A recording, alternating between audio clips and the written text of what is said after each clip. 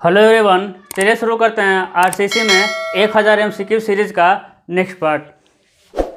Question क्या है आपके सामने?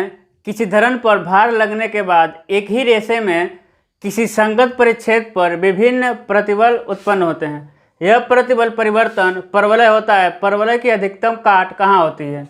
परवलय की अधिकतम काट कहाँ होती है? समझिएगा, इतना तोड़ मरोड़ के क्वेश्चन लिखा है, कुछ नहीं है। ये कह रहा है कि बीम का जो क्रॉस सेक्शन होता है, उस बीम का क्रॉस सेक्शन का अपरूपण डायग्राम कैसा मिलता है हमको? परवलयकार। तो कह रहा है मैक्सिमम परवलय कहाँ होता है? तो मैक्सिमम परवलय होता है आपका न्यूट्रल एक्सिस पे। मैक्सिमम परवलय कहाँ होता है? न्यूट्रल एक्सिस पे। तो आपका आंसर हो जाएगा उदासीन अक्ष पर, ऑप्शन सी। अब समझिए कितना कितना होता है।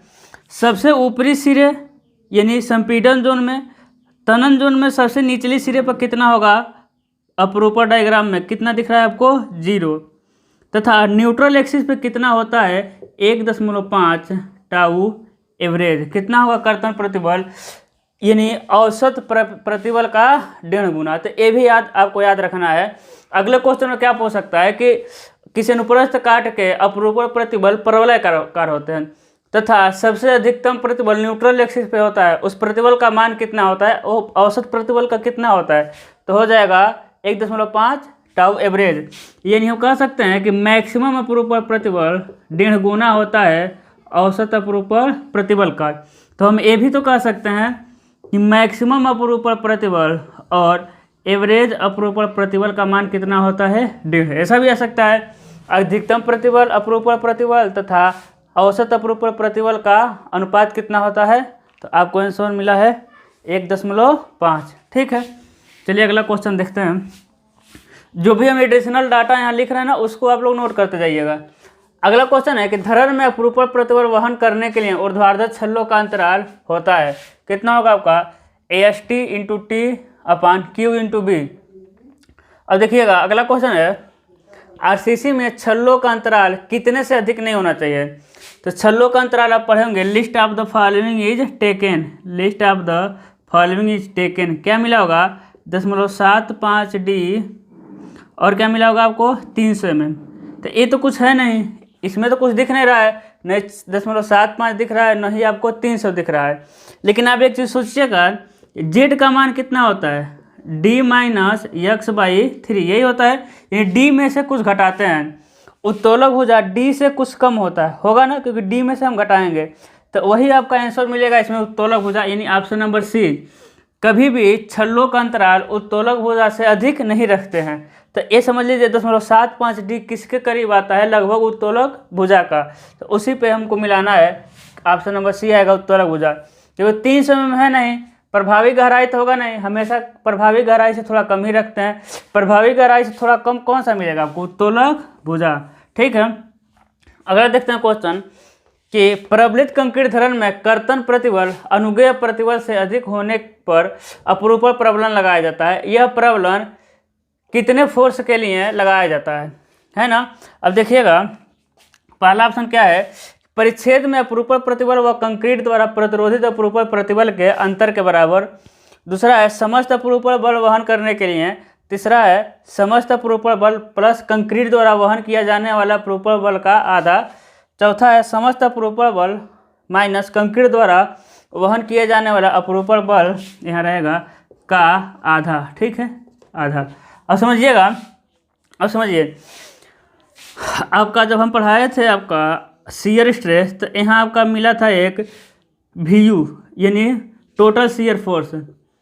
शियर फोर्स कितना मिला था आपको? शियर फोर्स मिला था VU। जबकि कंक्रीट का ताकत कितना था? टाउ C × BD, इसे हम कहते हैं VC। तो कंक्रीट का स्ट्रेंथ कितना मिलेगा? VC। तो कितने के लिए? Net shear force, net shear force, यानी इतने के लिए हमको शियर एनफोर्समेंट डिजाइन करना है। क्योंकि VU तो शियर फोर्स आ रहा था, कुल कर्तन बल, उसमें से टाउ C × BD यानी VC कौन ले लिया आपका? ये VC होता है, tau C × BD। VC concrete का ताकत, उतना बल को कंक्रीट ले लिया, तो बचा मेरा VU - VC। इतने के लिए हमको क्या करना होता है? डिजाइन। नेट शियर फोर्स को हम कहते हैं VUS। आपको फार्मूला स्पेसिंग का मिला होगा 0.87 FY/SB/d/VUS। तो यही पूछ रहा है कि VUS का मान कितना होता है। तो कितना होता है, total shear force minus shear force resisted by concrete section only. तो क्या हो जाएगा, समस्त अपरूपण बल, नहीं, ऑप्शन नंबर ए, परिच्छेद में अपरूपण प्रतिबल है ना, परिच्छेद का अपरूपण प्रतिबल टोटल शियर फोर्स वो तो करेक्ट ऑप्शन होगा आपका ऑप्शन नंबर ए, है ना। क्या होगा आपका, total shear force minus concrete द्वारा वहन किया गया कर्तन बल। तो लाइट कट गया था। देखिए अगला क्वेश्चन है, यदि किसी धरन में अपरूपण बल F, लीवर भुजा JD, समस्त छड़ों का परिधीय क्षेत्रफल सिग्मा O हो तो अभिलाग प्रतिबल कितना होता है। अभिलाग प्रतिबल होता है option number A, tau BD equal to, हम क्या बताए थे आपको, tau BD equal to VU upon sigma O into z, ऐसा कुछ बताए थे। देखिए नॉमेनक्लेचर चेंज कर दिया है यहाँ, ठीक है। वहाँ VU की जगह V की जगह क्या लिख दिया, वहाँ शियर फोर्स को हम VU से दिखाए हैं, यहाँ शियर फोर्स को कैसे दिखाया है, EF से दिखाया है। सिग्मा O हम लीवर आर्म को यहाँ कैसे दिखाए थे जब थ्योरी पढ़ाए थे, जेड से, इसमें लीवर आर्म को दिखाया आपका JD से, ठीक है। तो परेशान नहीं होना है, आपका नॉमेनक्लेचर चेंज कर करके देगा। यहाँ देखते हैं, शादी प्रबलन छड़ों की अपेक्षा विकृत छड़ उपयोग करने पर कंक्रीट के प्रत्येक ग्रेड के लिए बॉन्ड अभिलाग कितना % अधिक होता है, 50, 40, 30, 20। देखिए हम क्या होता है, हम पढ़ाए थे आपको कंप्रेशन के लिए कितना % अधिक लेते हैं। कंप्रेशन के लिए होता है आपका 25% अधिक, और वही टोर बार के लिए कितना हो जाएगा, टोर बार के लिए 60% अधिक, ठीक है। तो 60% मिला नहीं तो ऑप्शन 50 सही होगा, लेकिन कितना होना चाहिए करेक्ट ऑप्शन 60%, यानी ऑप्शन क्या हो जाएगा, ए सही। 60% इंक्रीज कर देते हैं टोर बार के लिए। टोर बार मतलब क्या होता है, यानी वह छड़ जिस पे रेसे बने होते हैं, इस तरह के जो रेसे बने उसे हम कहते हैं टोर बार वाले छड़े। अगला क्वेश्चन देखते हैं, समकोण हुक बनाने में बांड लंबाई में कितनी बढ़ोतरी होती है। कितना होता है आपका 8D। अब समझिए जब छड़ जाता है तो किनारे पर क्या बन जाता है, देखे होंगे किनारे पर इस तरह मोड़ा जाता है। तो ये कैसा मोड़ सकते हैं आप, या तो आप ऐसा भी मोड़ सकते हैं, या फिर इसको ऐसा भी मोड़ सकते हैं, है ना, या फिर इसको इस तरह भी मोड़ सकते हैं, है ना। तो ये हो जाएगा आपका 45 अंश पे, ये हो जाएगा आपका 90 अंश पे, ये हो जाएगा 180 अंश पे। तो 45 अंश के लिए होता है आपका 4D, 90 अंश के लिए कितना होता है आपका 8D, ठीक है। तो 4D 45 अंश के लिए, 90 अंश के लिए 8D। तो क्या हो जाएगा, ऑप्शन नंबर ए करेक्ट हो जाएगा 8D। 45 अंश वाला भी याद रखिएगा। अब समझिए अगला क्वेश्चन, RCC बीम में प्रभावी आवरण कितने mm से कम नहीं होना चाहिए। 20 से 30 होता है, यानी 25 mm से कम नहीं, 30 mm से कम भी आ सकता है ऑप्शन, 25 भी आ सकता है। क्या ऑप्शन मिला है आपका, 25 मिला है, तो हो जाएगा आपका 25।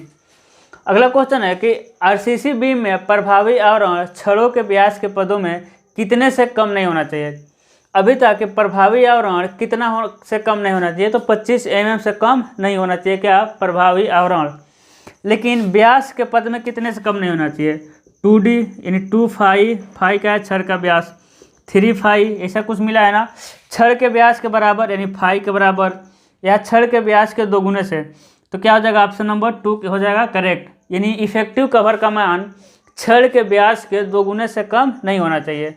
समझ रहे हैं, इफेक्टिव कवर मान लेते हैं छड़ का व्यास है मेरा 12 mm, तो इफेक्टिव कवर कम से कम कितना होगा, 24 mm से अधिक होगा, है ना, 24 mm से अधिक होगा। छड़ का व्यास 16 mm हो गया, तो इफेक्टिव कवर कितना होगा, 32 mm से अधिक, इससे कम नहीं होना चाहिए, छड़ के व्यास से 2 गुने से कम नहीं होगा। अगला क्वेश्चन आपके लिए है, कमेंट, आप लोग कमेंट में पार्टिसिपेट करिए, ठीक है। क्या है क्वेश्चन कि यदि एक्स का मान यानी एक्चुअल न्यूट्रल एक्सिस का मान क्रिटिकल न्यूट्रल एक्सिस है, ए वर्किंग स्ट्रेस मेथड का है, एक्चुअल न्यूट्रल एक्सिस का मान क्रिटिकल न्यूट्रल एक्सिस से कम है, तो ये कौन सा प्रकार का कंक्रीट सेक्शन है, अंडर एनफोर्समेंट, ओवर एनफोर्समेंट या फिर बैलेंस सेक्शन। इसको कमेंट करना है आपको कमेंट बॉक्स में, ठीक है। तो आज के लिए इतना ही बस।